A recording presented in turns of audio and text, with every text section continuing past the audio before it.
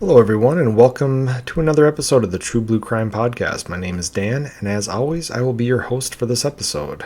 I just got back from a week-long break from producing the podcast, enjoying a sun-filled 4th of July at my cabin in northern Minnesota. I did enjoy my time away, but I am also glad to be back in my chair doing this podcast for all my listeners. And a big thank you to user Felicia Maria 22 on Apple Podcasts for posting a rating and leaving a nice review. I appreciate you taking the time to do that. And for no cost whatsoever, everyone, please remember, you can rate and review the show on whatever platform you're listening to, as it helps build our listenership. Now, if you would like to get updates about what the podcast is up to, please like and follow the True Blue Crime Productions Facebook page. More information can be found at the show's website at truebluecrimeproductions.com. And if you'd like to email me directly, my email is truebluecrimeproductions@gmail.com.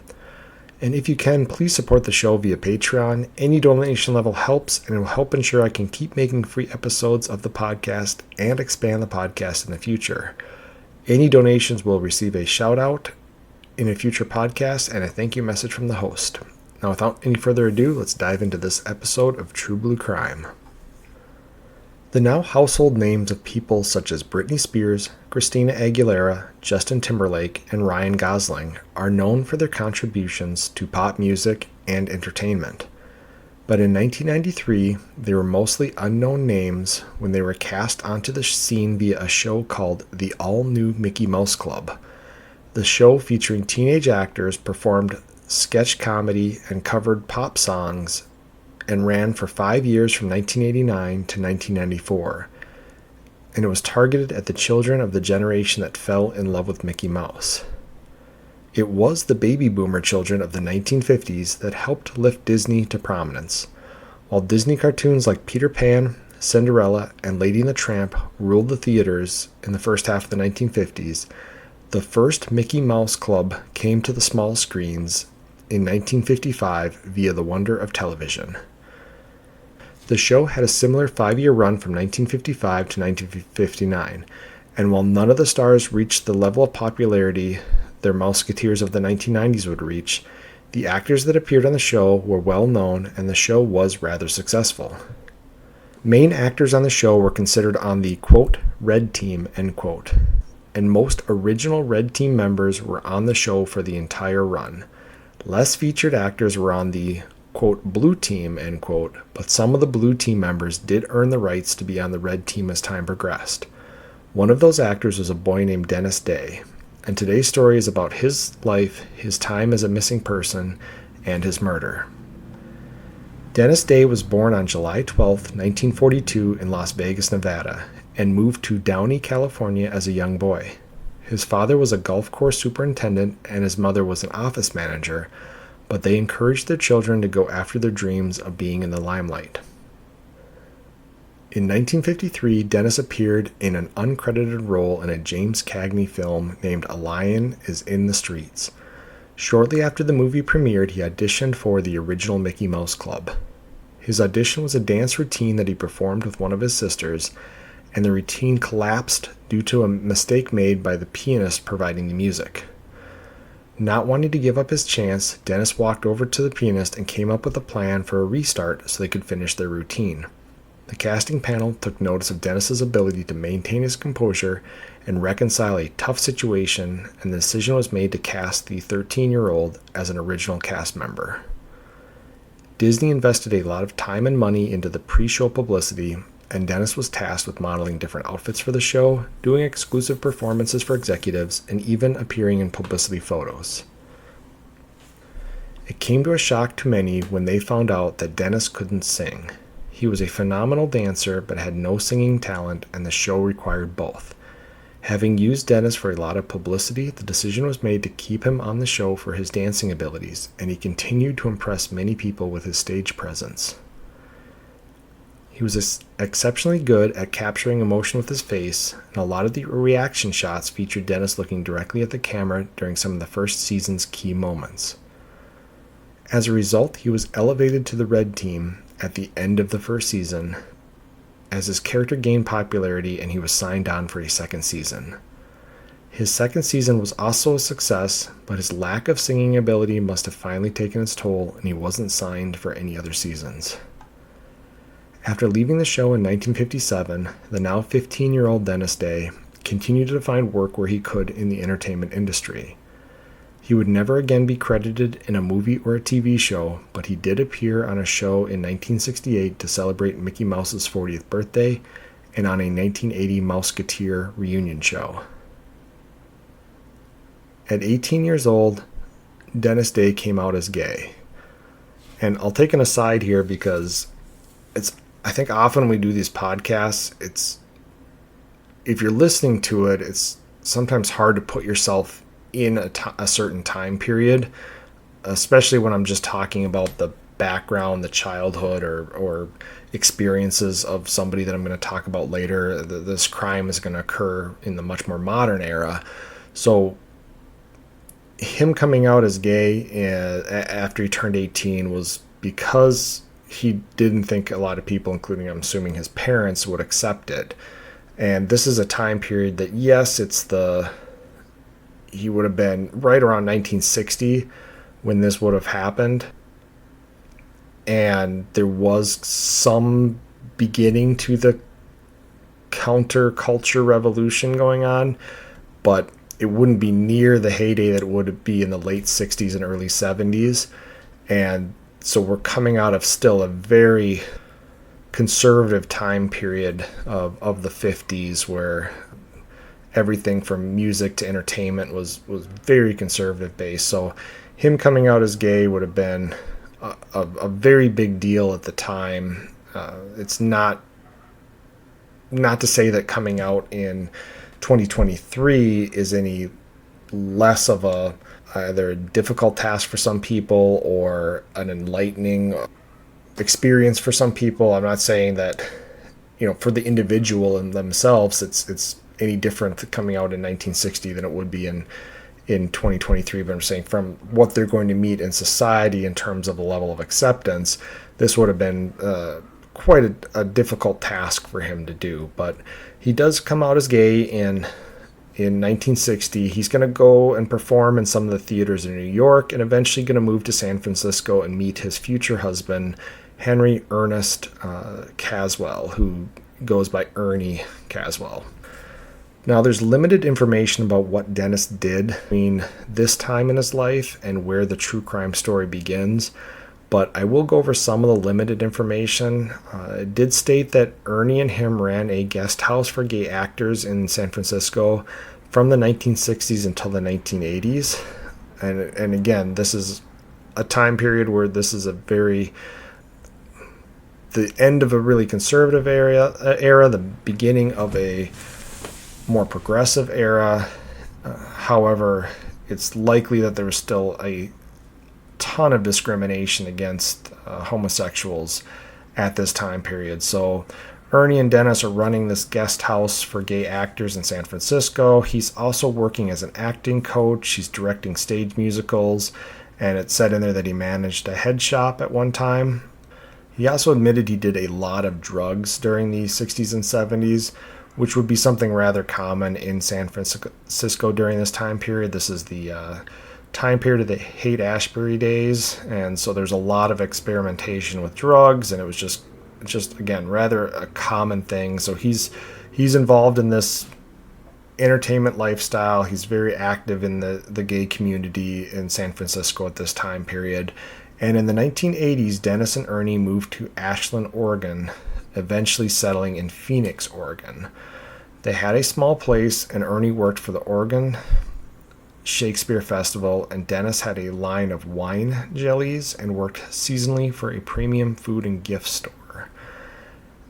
After 37 years of being a couple, they were officially married in 2009, and their wedding was part of an organized event that was aimed at those protesting gay marriage in Oregon during these difficult years for the same-sex couples. And again, it's interesting when I'm doing the research because I come across not so much the time periods before my time. I wasn't born in the 60s and 70s, so I don't know what times were like then.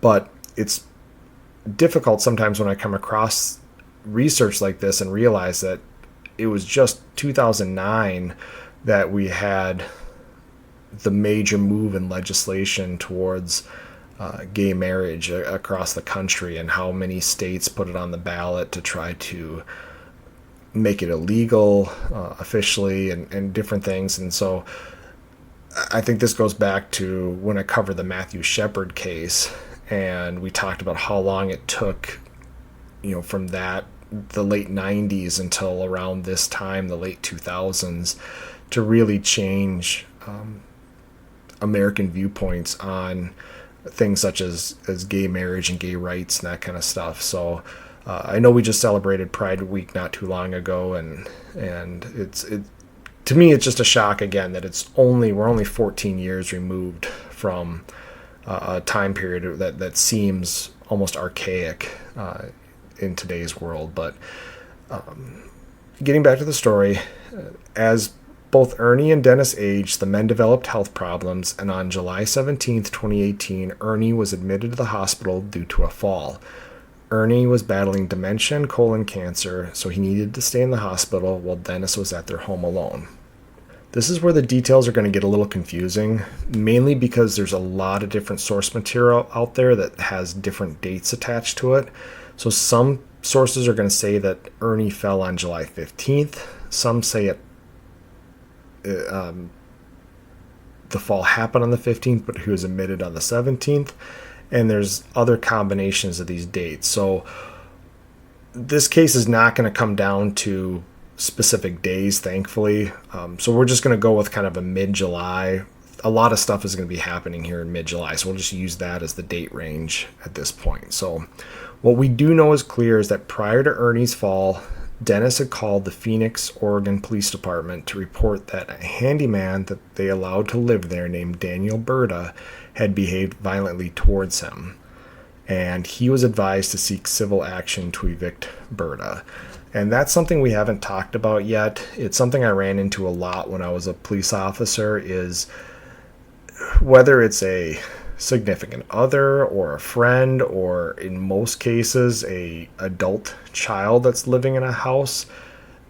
It varies from state to state. The state that I was a police officer in Minnesota, it's very common to have what's called a 30-day eviction period, and you have to serve the person who's living there with an unlawful detainer. It's a legal document saying you have basically 30 days to leave or you're going to be evicted. It's especially a big deal in Minnesota because in the winter, when we're talking, it can get -20, -25, wind chills of -50. The state does not want people to have the capability to just kick somebody out into the cold.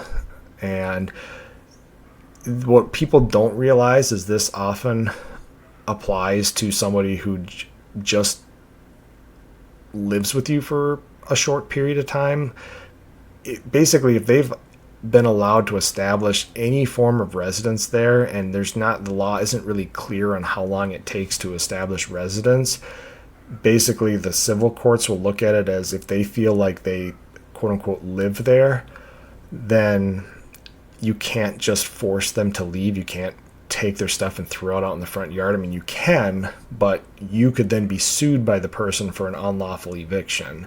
So as a police officer, when we were called out to these civil issues, a lot of the times we had to explain to people that if a crime hasn't occurred and there's not a court order in place that removes that person from that residence, we can't get involved in civil situations unless a crime has occurred. So in doing the research here, I can't tell if these quote-unquote violent actions or behaved violently towards him, what specifically was said. We're going to find out that this Daniel Berta has some mental health issues, and there's a big difference in a lot of states, and it does again vary state to state, between physically assaulting somebody and just yelling at them. Now, some states, depending on what you say, it could be determined to be terroristic threats. However, if it's just somebody who has a mental health issue and is having difficulty controlling their emotions and is just getting angry and storming around the place or even picking up and destroying their own property, there's not technically a crime that occurs there, and police are often caught in this middle ground of trying to find a way to keep the peace but also not violate anybody's civil rights, because police have to be worried, and as we're going to find out in this case, no matter what they're going to do, they're likely going to get sued. But police always have to walk that fine line between trying to find a reasonable solution to a problem but not actually having any authority to, say, arrest somebody because a crime hasn't occurred. And so merely they're just going to offer suggestions in most cases. And it sounds like that's what they did here. Again, I don't have the specifics to know whether or not the issue should have been pushed further. All I know is that the source material said that there was a phone call to the police a few days prior stating that this Daniel Berta was acting violently towards either Dennis or Ernie or both, and they wanted him removed. Now, it's shortly after Ernie is admitted to the hospital that Dennis is going to be reported as missing, and the date of July 17th is often listed as the date of the missing persons report, but it's reported the last time anyone not suspecting of being involved with his disappearance saw him was July 15th. And that's why I think the sequence of events is the call about the violent behavior and eviction is made around July 13th. Now, Ernie's going to fall and be hospitalized around July 15th. And either first responders at the house, or if there weren't first responders at the house, maybe it's hospital staff, are going to see Dennis on July 15th. And then eventually 2 days are going to go by and Dennis doesn't visit his husband, and Ernie gets concerned and contacts Phoenix PD to report him missing. And this is going to be one of those investigations that's really frustrating to not just listen to, but I'm sure to live through from all angles. And it's going to come down to, I don't know if I've mentioned this before or not, but I think I have. The homicide detective I went to a training, he talked about how every case you get, it's like being dealt a hand of poker, and you just don't quite know what you're going to get in that hand. Sometimes it's a winning hand, and sometimes it's a hand you really have to work with in order to win. And in this case, we've mentioned Ernie's got severe dementia, or at least enough dementia it's going to make things very difficult. It's reported that these two live in a very reclusive lifestyle, and we're going to talk about some of the conditions they were living in eventually, but it does not seem as if they have regular contact with family or close friends. So getting information about specific dates, times, activities, expected behavior is going to be very difficult in this case. And police are going to interview Ernie, and they're going to ask him questions like, what was Dennis wearing? And of course, partially because Ernie's in the hospital and Dennis would have been in the home, Ernie's not going to know these questions whether he has dementia or not. But ultimately, Ernie's not able to provide them with a lot of usable information. And so they're going to track down this Daniel Berta. Investigators are going to talk to him on a couple occasions. And it's reported that there's video out there, or there'll be body cam or dash cam video of police talking to Daniel Berta, and you can see what would be called defensive wounds on his hands and forearms. And I know we've talked about this before.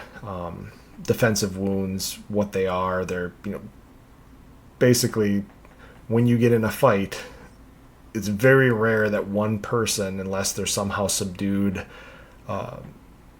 chemically or bound by rope or whatever it might be, if you don't have a complete control situation when you attack that other person, they're likely going to fight for their life. And when they do, the person who's aggressing on the other person is still going to sustain some level of injury, whether it be scratches, bruises, and that's why you'll often see instances where it's believed that one person was involved in a fight and killed another person, where they're taking pictures of hands, the knuckles, the arms, the chest, the back, the neck, the face, because these are areas that are very common to sustain these defensive wounds. And I say defensive even though it's likely the aggressor. In this case, it's wounds the body gets as they're deflecting attacks by the person that they're attacking. So Burt is going to tell officers that the last time he saw Dennis was a few days before he went missing, and that Dennis left to visit friends, taking his dog with him. And now other sources are going to say Berta told officers that Dennis left on foot and left his beloved dog and cat behind. And this is where, again, source material is very difficult. I don't have a police report in front of me, and even then, sometimes you talk to two different eyewitnesses and they give you two different versions of the same story. The long and short of it is that Dennis left. And now the thing I find interesting is, we've talked about it before, there's certain things that get left behind by quote unquote missing people that are pretty key indicators that that person did not intend to go missing. Now, Dennis and Ernie are not going to have any children. They didn't adopt any children. They didn't especially by the time that they're married, and I guess it's their partnership is more accepted by society, however you want to say it. They're kind of past the age of having kids, and I don't know if either of them ever wanted to have kids, but ultimately they're not going to have kids. And a lot of the times, people that don't have kids, they have pets, and those pets become their kids. And the last thing that any of these people are ever going to do is leave one of their beloved pets behind. So just as in the case we've talked, so many of these missing persons reports, it's not always what's taken, although that can give you clues as well. It's what's left behind that let investigators know that something isn't right. So in either case, and again, even the source material doesn't say where the dog and cat were at this point. So that might give some insight into, if I were to have taken a missing persons report and I go to that house and the person has a cat and the cat looks like food is left out for them, and looks like they're going to be cared for and somebody's coming back, that might be, an indicator that that person wasn't planning on making a major change in their lifestyle. Whereas if they give away the pet, they have somebody that they trust that probably would adopt the pet, taking care of the pet when they leave, there might be more indicators that their intention was to leave and commit suicide, or leave and disappear, or whatever it might be. People do many, many different things to protect the ones they love, including pets. So whenever one of these pets is left behind, it's usually a pretty big clue that that person did not intend to disappear. And we're going to further complicate the case because Dennis didn't use social media, which is a key component in a lot of missing persons reports past, say, 2010. We talked about the case in South Carolina, the Todd Kohlhepp case, where it was the weird social media messages that didn't look like they were coming from the missing couple that clued investigators into the fact this couple was missing, and eventually led to the rescue of the female in that case.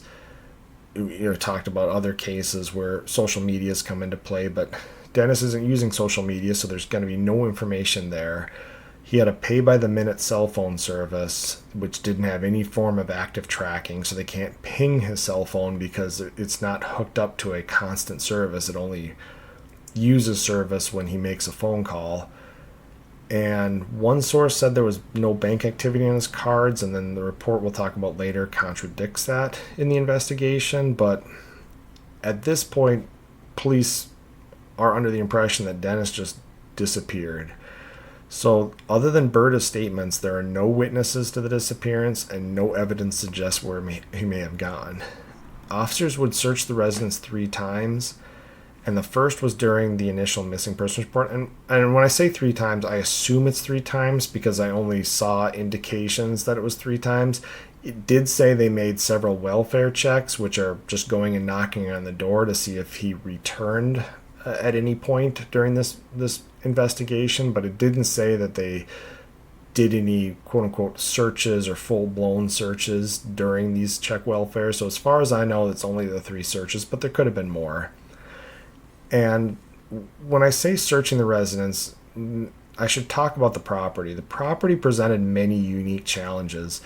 The house sits on a wooded 3.5 acres of property, and Dennis appeared to have a love for the outdoors, and the photos of the house from the outside showed a lot of potted plants and gardening items, so it's likely Dennis liked to spend time on the grounds around the house. So this is going to present investigators with several different options. And this is kind of in any stage of an investigation, investigators are weighing options. This is what they have to do in order to follow potential lines of evidence or thought. And in most cases, if there's evidence, you're going to follow the evidence. And that's likely going to lead you to your solution as to what happened. However, in a case like this where there's very little evidence, you're going to have to come up with some of these possible options or possible theories and then come up with plans to either prove one of these theories is the one and only possible or find evidence to point in a direction of another theory.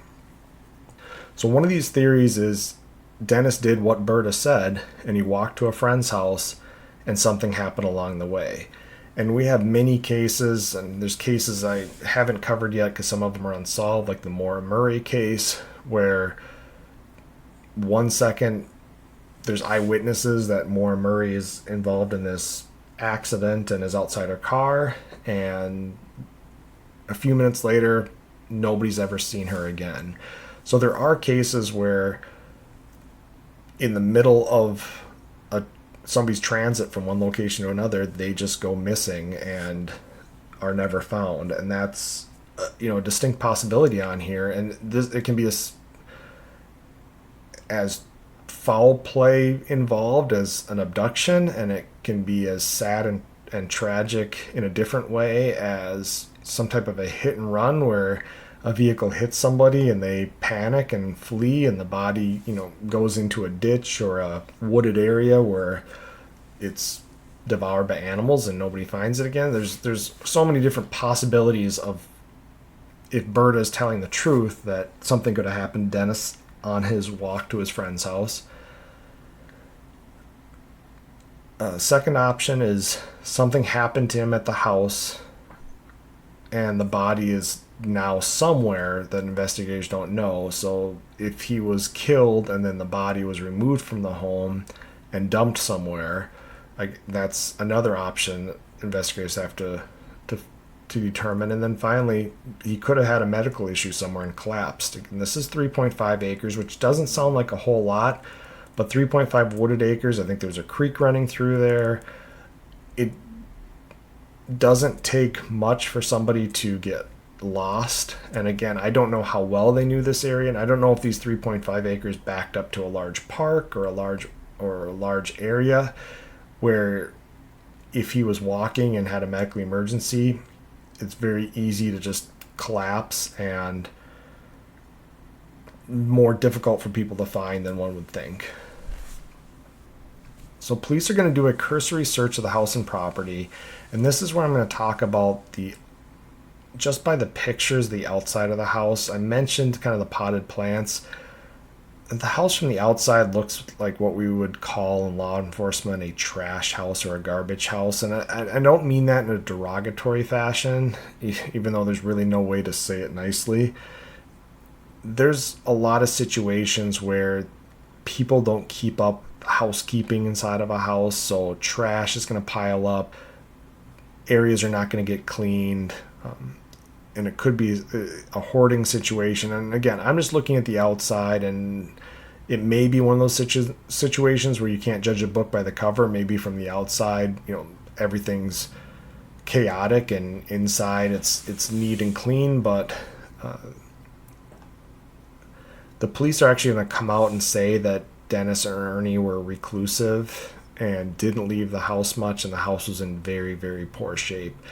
And I was in several of these houses over my law enforcement career where literally it was ceiling to floor boxes of old newspapers and garbage, and somebody would buy something like a box for a fan, and they'd fill the box up with garbage or items, and then that box would sit there, and then another box, and basically it got to the point where their house was just a series of little hallways between areas of massive amounts of junk. And searching a place like that is beyond difficult when it comes to a crime scene aspect. And there's many of these houses where I felt, especially on these check welfares of elderly people or people in poor health, that I would find somebody, and oftentimes I did, that was deceased in this house in a really bad condition.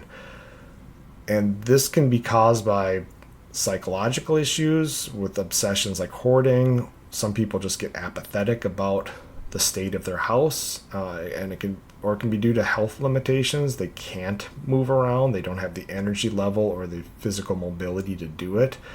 And in the cases of people who are tend to be more reclusive, not having a family or friend support structure that would be coming over to visit and notice the condition of the house, it's going to get a lot worse a lot faster than it's ever going to be able to be cleaned up and livable again.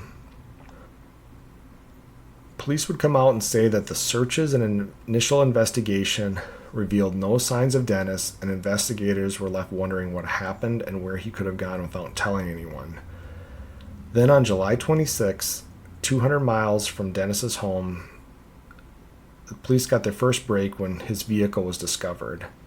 But they didn't locate Dennis. Instead, they came across a man and a woman in possession of his 1990 Ford Escort station wagon.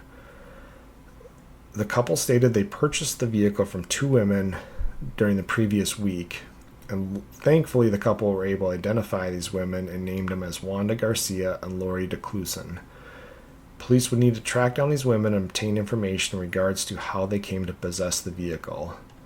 And again, this is where the investigation is going to be more on the difficult side of things, because Dennis is still missing at this point, and Ernie's dementia is going to make him a very unreliable source of information. And vehicles are difficult because they're mobile pieces of property belonging to somebody, but very easily taken by somebody else. And in this case, it's very hard to prove that somebody wouldn't have had permission to take Dennis's vehicle, because all they have to say is they got permission from Dennis. He's missing, so you can't confirm that he didn't give them permission. And the only other person that might have information about it would be Ernie, who's not a reliable source of information. So as much as you're happy to catch this break by finding Dennis's vehicle, it's actually probably going to leave you with more questions and more fear that something bad happened to Dennis, but you're not able to likely prosecute anybody. Most states, and I know Minnesota's for sure, their theft statutes state that you have to both know that property belonged to somebody else and you had intent to take somebody else's property without permission and permanently deprive them of that. And so with civil issues like cars, and it's simple like them saying, well, Dennis said we could use the car during the month of July or for the summer or whatever it may be, and then we planned on bringing it back to him. As soon as somebody utters a statement like that, or in the case of the man and the woman found in the vehicle, we didn't know it was stolen because we bought it from somebody that said it was their car, you're going to lose most abilities to prosecute these cases unless you can prove otherwise. And at this point, we talked about it, there's not a lot of evidence. So what we're going to have here is no charges are going to be brought against the women at this time, but the car is going to get towed back to the Phoenix, Oregon Police Department and then eventually be returned to Ernie.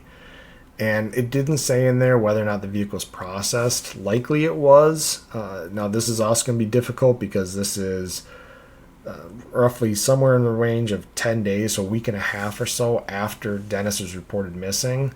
And as I mentioned, vehicles are very mobile and a lot of stuff can happen in them. So the amount of junk that likely would have existed in the vehicle at the time that it was taken, this junk that could have accumulated in that time, the condition of the vehicle, there's a lot of areas that might not allow you to get a lot of evidence, but at the same time, I processed a lot of vehicles, whether they be stolen vehicles or vehicles involved in homicides or whatever they might be, where there was information in there. There was receipts with date timestamps of somebody who was in that car at some point, that those receipts can be traced back to CCTV video at a McDonald's or a gas station or whatever it might be. So I'm assuming some work was done, but again, there's not a lot of information about the specifics of this investigation. And then in August, a meal delivery volunteer called to report that the house had a terrible odor to it. Police again searched the home but found nothing of evidentiary value, and it's assumed that Ernie was back living in the home at this time, and I only say that because this is due to delivery of the food to the house. But again, the source material isn't clear because they did state that after his stay in the hospital, he went to a care facility, but I don't know if there was a time period in which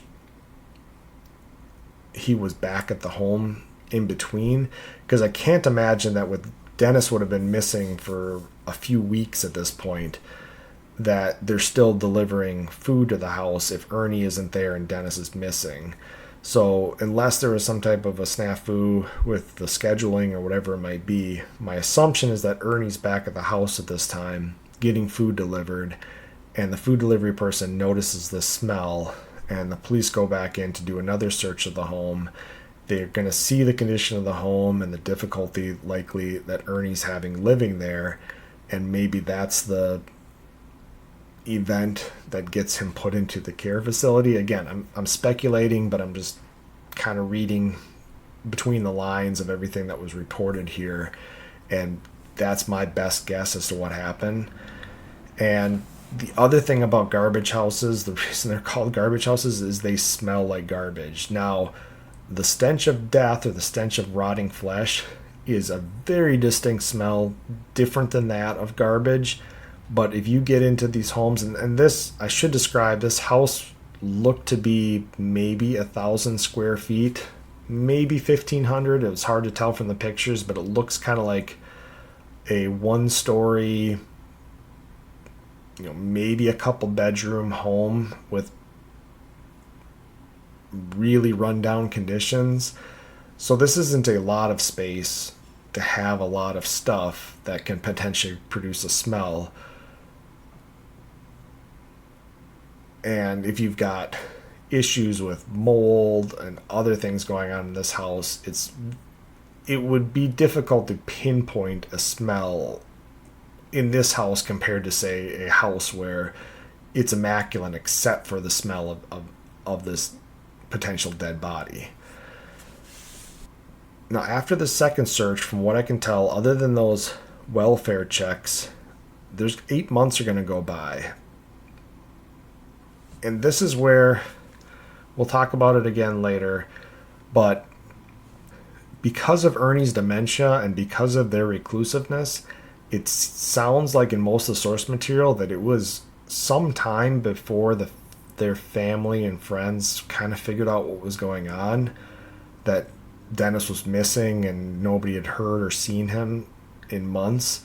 So this is a very slow trickle of information getting out, and as a result, the police, their investigation is stalled at this point. They don't have any evidence to point towards a true suspect, and at this point they don't even know that a crime has occurred. But as more friends and family are finding out about this, his minor but still celebrity status as a Mouseketeer is going to propel this case and give it some traction in terms of pressure against the police department to start to get this thing solved. And so in April of 2019, this is roughly 9 months, 8 months, somewhere around there after Dennis was reported missing, a large-scale search of the home and property is going to be conducted. And it's stated in there that this time they used drones and volunteers searching the wooded area, and then they brought in cadaver dogs. Cadaver dogs, don't know if we've talked about them or not, but they are dogs that are specifically trained to scent to the smell of decaying flesh, dead bodies. And when the dogs can lock in on that scent, they will often bring their handlers to the source of that scent.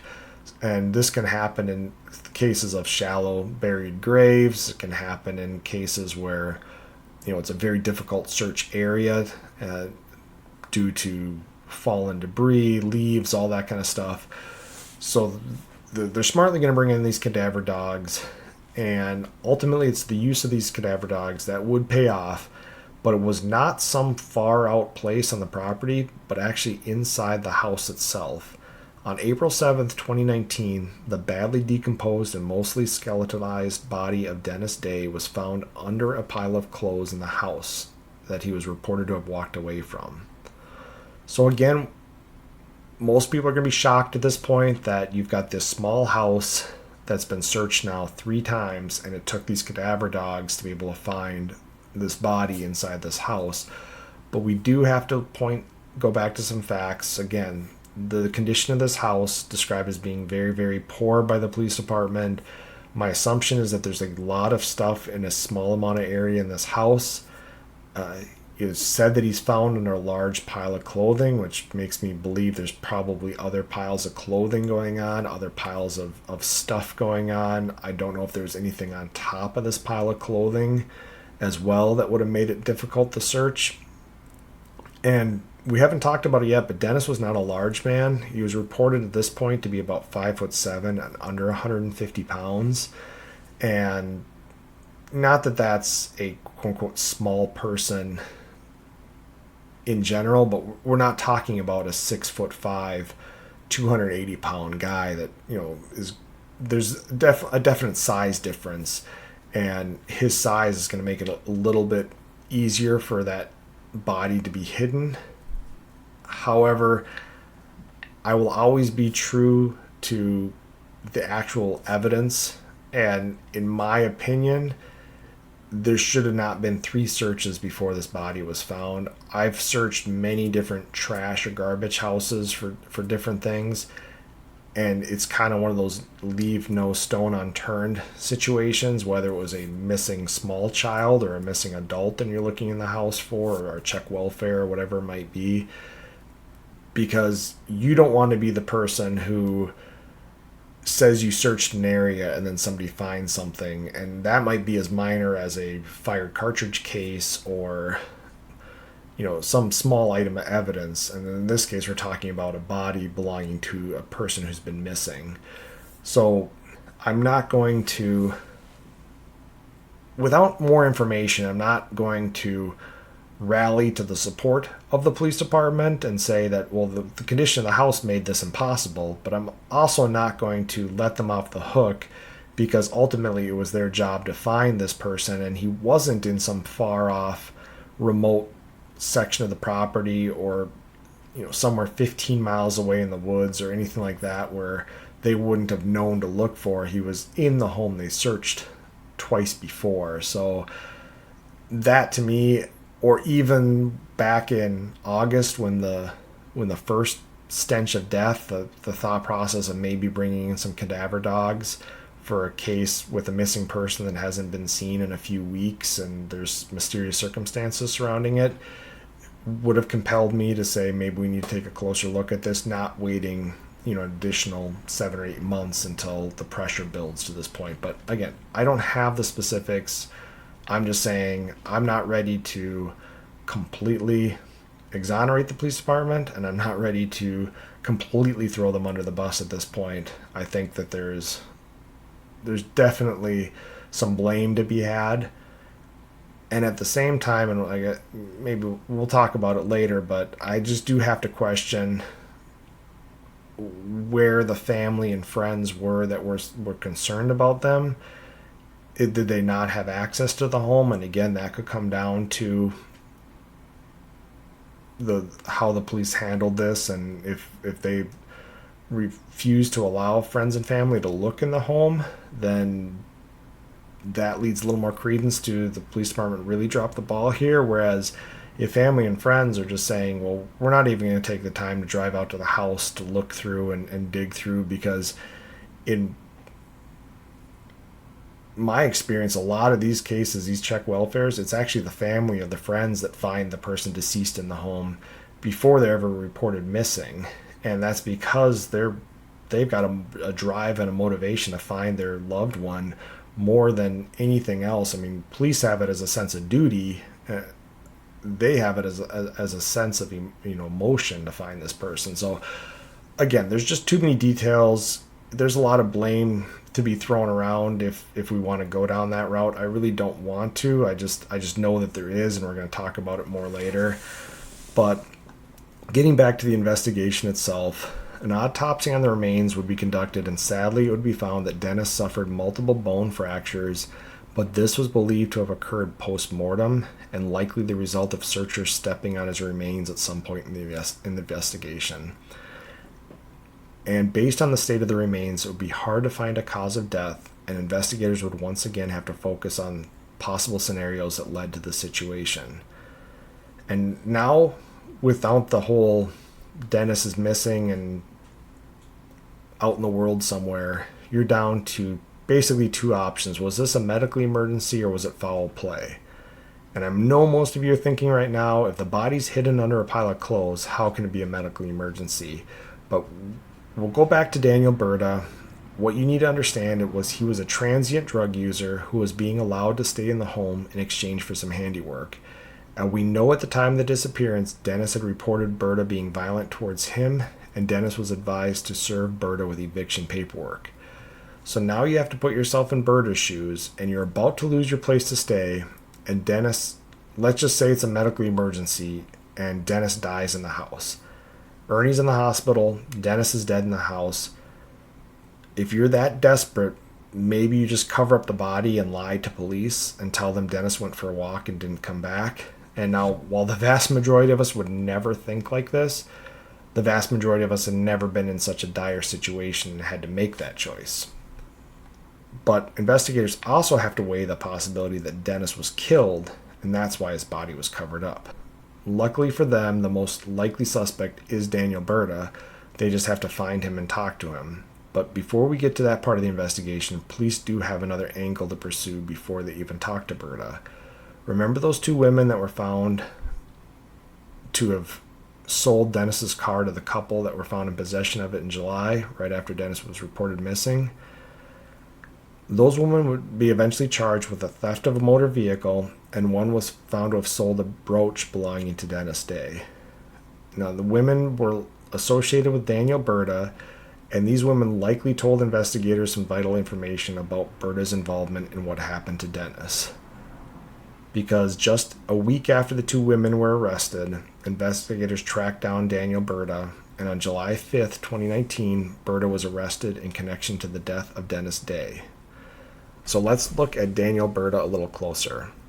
While not much is known about Daniel Burda's younger life, he was already well known to law enforcement at the time of his death.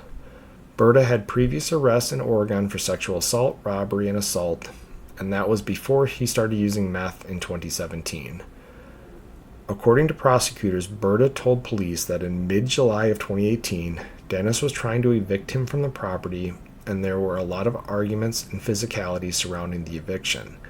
He admitted to pushing Dennis to the ground and then not assisting him as he laid on the floor and eventually died. Burda then covered up the body with a large pile of clothing and admitted to trying to clean up the room on several occasions due to the smell. And again, with the source material lacking on this investigation, I don't know if this was a statement that was given freely by Berta. I'm assuming it's not with a lawyer present because there's going to be a lot of questions about the admissibility of statements later on in this case, but I'm guessing that Berta's savvy enough. He's got an extensive enough criminal history. He's in his late 30s. He's been involved with multiple criminal cases at this point, that if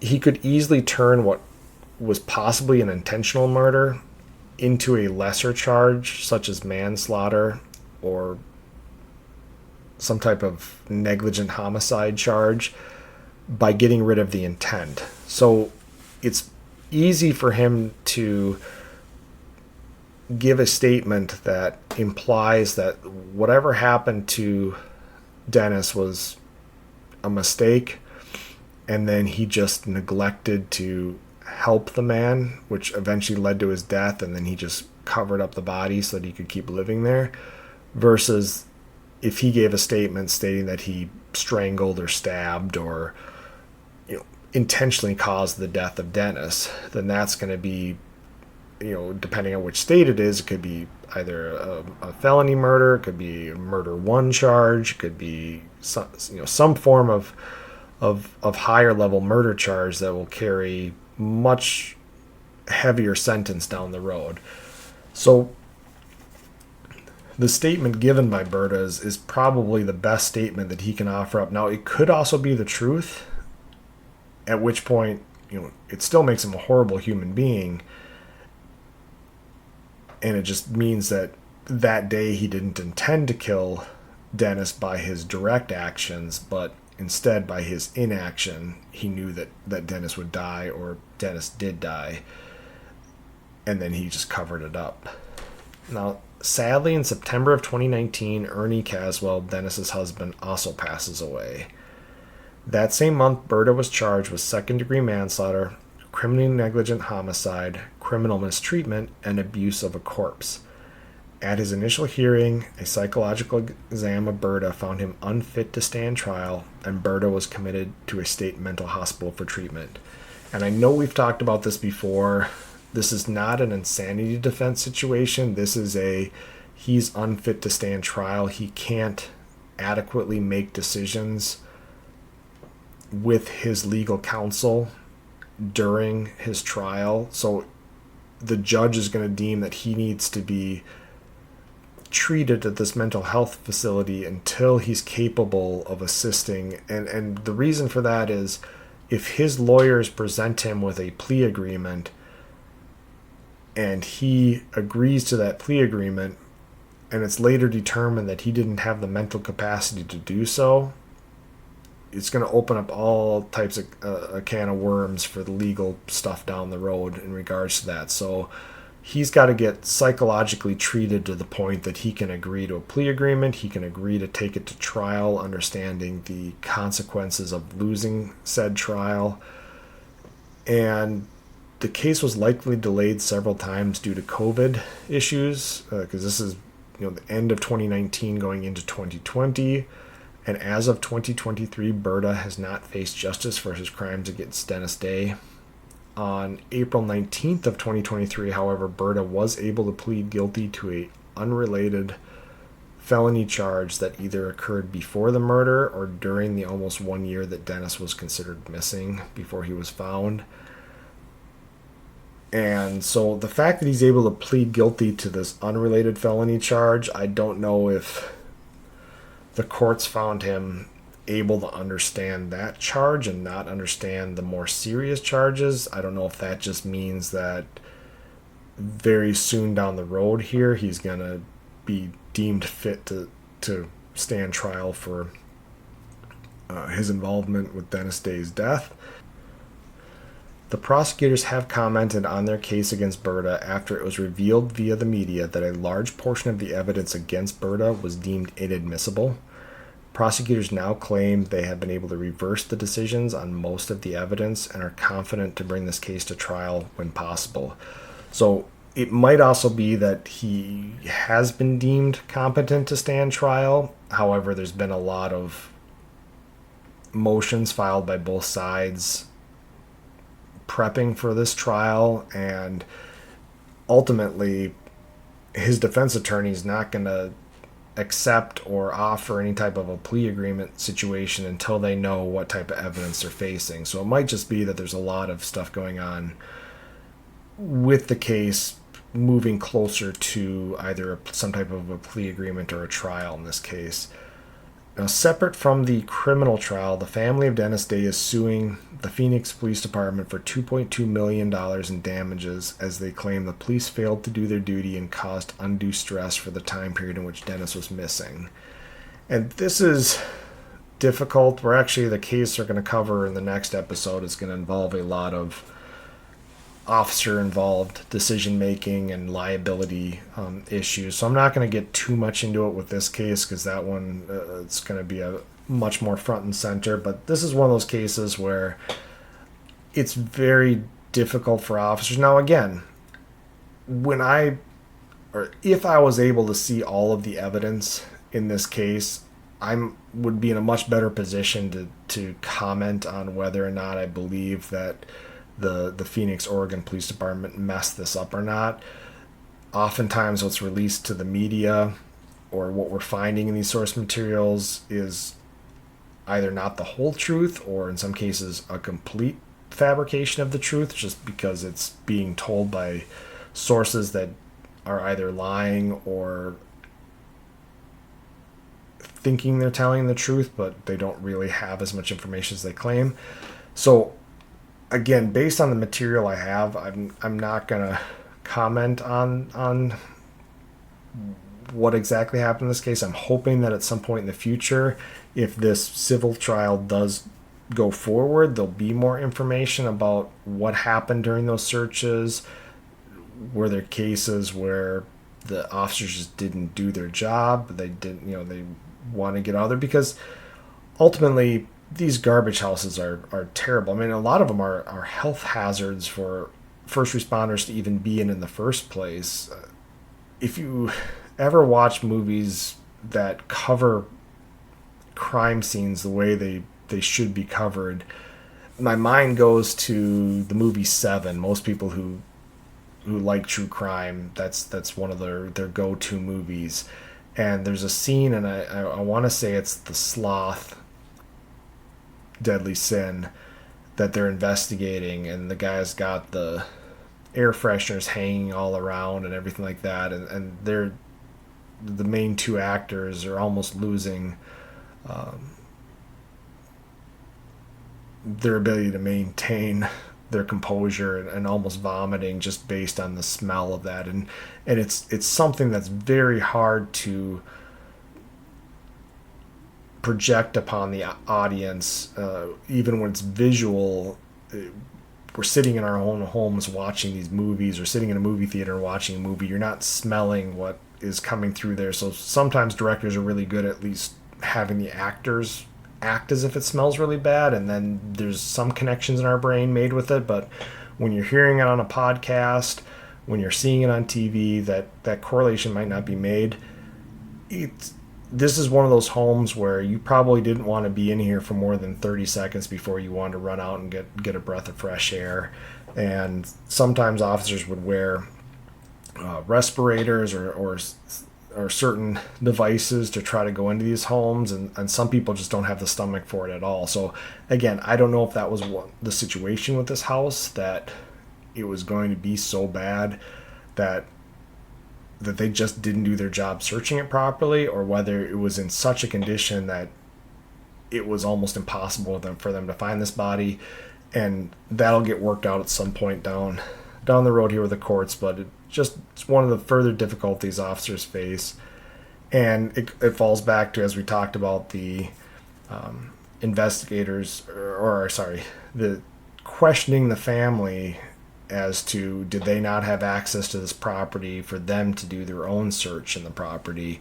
Not to say that it's the family's job, but I'm just telling you that if one of my loved ones was missing, I wouldn't be sitting around for 8 months if I had the capabilities to do so, to go out and try to find them. Especially, I'm not saying go off into the woods and and search for 10 hours a day in the area around there if I have no idea that person where they could have gone.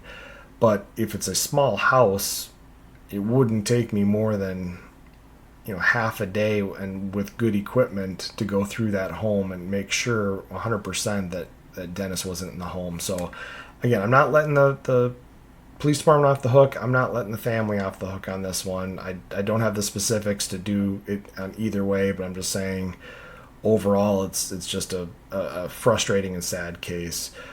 And the case ended up being a little bit more involved than I thought it would be, considering the lack of source material on this one. But it is an interesting and sad case of Dennis Day.